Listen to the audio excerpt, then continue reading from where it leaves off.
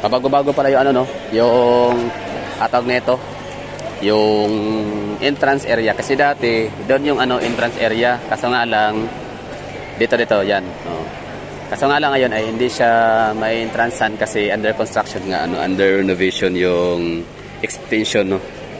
Sa entrance. So, dyan dati. Tapos ngayon dito naman ulit. So, parang PTX lang pala siya, no, na palipat-lipat. Akyat tayo mga gala. Tingnan natin ano, no, what's in the airport. Ayoko maglakad dito na tayo sa, ano, sa escalator. Kaya escalator. Yan. Departures. International dito papunta, tapos immigration dito din. Mga natatanong. Actually, sa totoo lang mga gala, by the power of asking tanong-tanong, wag lang kayo talaga mahiyang magtanong. Tanong lang kayo sa gwardiya. Oh. Hindi niya kailangan manood ng vlog. Domestic airport tax. Ganun lang, no? Hindi niya kailangan manood ng vlog para meron kayong guide. Kasi ang mga gwardiya, mga ground staff or mga ground personnel, nilagay yan sila sa lugar na yan with purpose yan, no? Para sila mag-a-assist sa mga katanungan, sa mga information na kailangan natin makuha, na extract sa kanila. Pero syempre, ang iba naman kasi wala na rin panahon para pumunta pa ng airport, no? Ang iba naman ay excited, ang iba naman ay medyo nervous, anxious, di ba? Nanonood ng vlog yan sila kahit paano magkaroon ng idea kung paano. So, dito ko pala iniiwanan yung ano ko, aking mga gamit, like mga cord, mga extension, yan, gamit nila. Pero okay lang, wala problema yan, no? Sa kalala na yan. Tapos, kasi yung sa ano kasi, sa aeroplano kasi, doon sa may mga yung mga confiscate nila, hindi na kasi nila kakainin yun. For example, pagkain, hindi na pwedeng kainin yun, bawal yun. Pati yung mga gamit, bawal lang gamitin.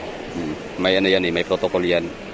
So, bawal siyang gamitin, bawal siyang kainin. Kaya, yun. Mas mabuti pa, dito ko na naiiwanan sa kanila kasi pwede lang kainin or kung pagkain man. Pero madalas naiiwan ko dito mga gamit talaga, mga metal, na mga extension wire, mga cords, mga ano, mga gunting, mga yun na nga, heater. Marami, no? Marami akong mga naiiwanan dyan. Since 2017, 2016. Yun, TikTok si ma'am. Okay. Yun lang. Tapos punta tayo sa may immigration area. Dito naman, bawal tayo pumasok dyan kasi wala pa tayong ticket. Although ay meron na tayong ticket, pero matagal pa to, no? November 10. Meron din silang ano, child care clinic. Kompleto yan ha, basta mga airport, may mga hospital clinic talaga yan sila for medication, ano, ito. Medication, tawag nito ba? Medicational, basta? Medical purposes. Hindi na ako pupunta doon. May mga souvenir pala dito. Souvenir shop. Pastel. Meron din silang cafe. Pero itong aking ginalaan, pinuntahan ngayon, inikot-ikotan. Labas lang to hindi pa to sa boarding gate area, sa departure area. Kasi bawal pa tayo doon. Although, I don't know kung pwedeng pumasok, pero wag na. Oo. Mapapagalitan lang tayo doon, mapapahiya lang. Kung bawal pala. Kahit pa meron akong ticket. Ito naman yung OWA, Migrant Workers Air Force Assistance. So, punta tayo dito kila Jamila and Jodilas Coffee in Mills. Anong kape nila dito? Meron ba silang broad coffee? Ito yun, immigration, tapos international. Yun, no? Baba na tayo, lalabas na tayo dito mga hagala. Iniikot na natin tong ano ha, kumbaga parang very quick tour lang dito sa loob ng airport, Davao City International Airport. Kung saan, sa labas lang naman tayo. Sa may mga counter area in second floor. So, hindi na tayo papasok doon sa boarding gate area kasi hindi pa naman tayo lilipad. Ano? Ma-verbal reprimand lang tayo doon, nakahiya. Departures, international, domestic. Departures. Okay. Tapos ngayon, lalabas na tayo dito. Nasaan ba tayo lalabas dito? Kasi bawal doon eh.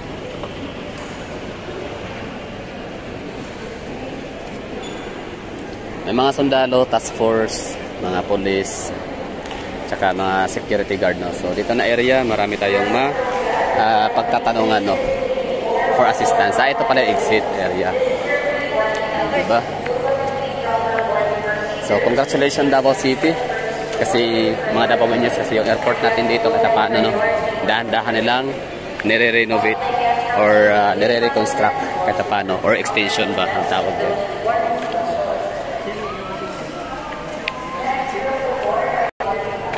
Exit this way.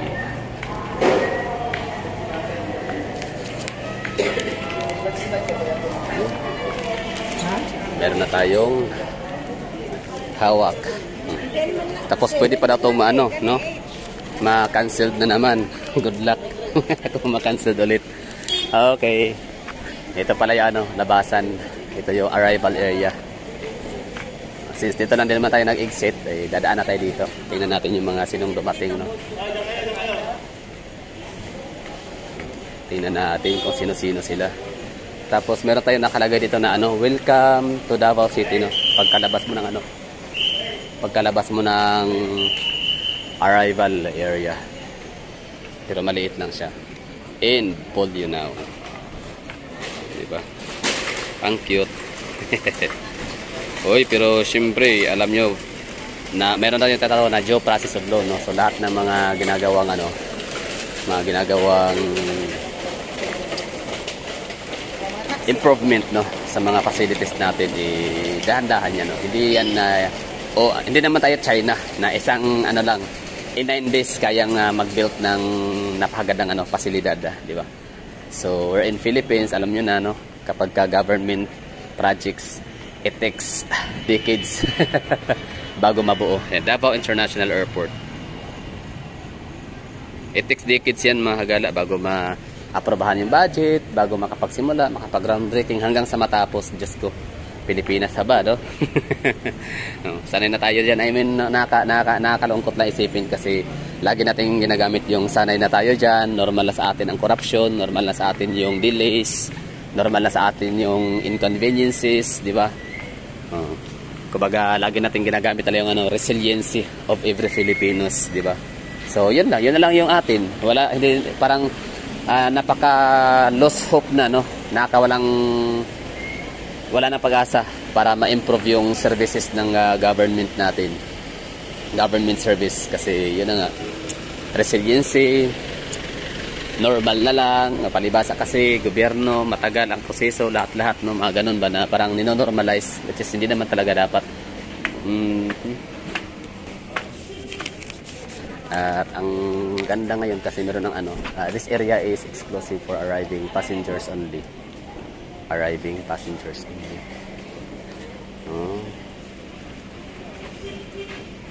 So hindi siya pwede sa mga ano, sa mga susundo. This area is served for arriving. Okay, so ngayon meron pa tayong ano, nakuhang additional information kasi 'di ba? Dati kasi dati hanggang ngayon wala pa rin tayong ano, wala tayong waiting area, no, para sa mga mga susundo at maghahatid. Siyempre ihahatid mo yung kamag-anak. Siguro kung ihahatid mas maganda, no, kasi mas may chance na makaupo ka doon, sa area na yon. Yan.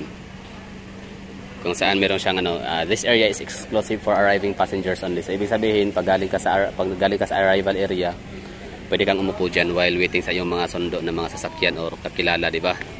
So pwede ka umupo dyan. Pero kapag ikaw ay may susunduin, hindi ka allowed umupo dyan. Kundi dito ka lang, tingnan nyo sila. Ayan, mga tao. Zoom in natin ha. Tanaw nyo ba? Ayan, may mga tao dyan. So yan yung mga nagwi-waiting na kailang mga susunduin. Wala silang mauupuan na maayos, no? Uy, Davao, shout out, no? Pero hindi ko alam mo bakit. Hindi ko alam mo bakit walang upuan dito ang mga susundo, no? Unlike sa Cebu and Manila na meron talagang ano, meron talagang arrival, merong waiting area, no? Pwede pang mag-shopping, pwede pang ano, parang nagmo-malling na rin, di ba? May shopping, may kainan. So dito sa Davao wala. Although may kainan naman doon sa may ano, doon, no, sa mga eatery, pero nakaya naman siguro umupo doon na hindi ka naman nag-order ng pagkain, di ba? So dito lang sila, yan, aantay sila, mga tao, waiting sa kanilang mga kakilala kamag-anak na lalapag. Tapos itong area na to dito, exclusive lang siya para sa mga arriving passenger galing sa airport yan. Pero at least meron ha. Dati wala yan eh. Bago lang yan. Ngayon lang meron. Dati wala. Arriving. Kasi kung pa-depart ka naman, hindi pwede naman na ba't ka dyan, ang init kaya dyan. So mas maganda sa loob air condition pa no. Kapag departing ka naman. May flight ka. So yun lang. Tapos sabi naman ni Kuya, pwede naman daw makiupo doon ang ang mga susundo. Oo. Pwedeng upo doon ang mga susundo. Basta walang nakaupo. Oo. Kasi priority talaga dyan yung mga galing, mga lumapag no. Kakalanding pa lang from arriving passenger only.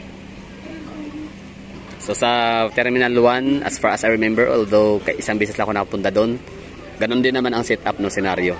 Walang upuan ang walang upuan ang mga hindi makakapasok, parang pwede ka nang pumasok as sundo kapag ka dumating na yung mo sinusundo, andyan na. Pero pag wala pa, bawal kang umupo. So doon ka muna sa upuan sa mga benches no, sa may waiting area. Pero dito walang waiting area, walang benches for mga susundo. Yun na siguro mga gala. Ano pa pang gagawin natin? Uuwi na ako. Nakakapagod na.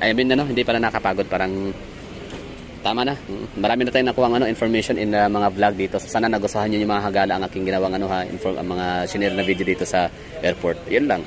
So, bawal pumasok ang ang hindi pasahero. Agad dito lang kayo. Sa mga concrete na mga walls and barriers po. Bye. Basta, expect na natin yan. Time will come, no? Magiging okay rin ang airport natin lalo pang gaganda.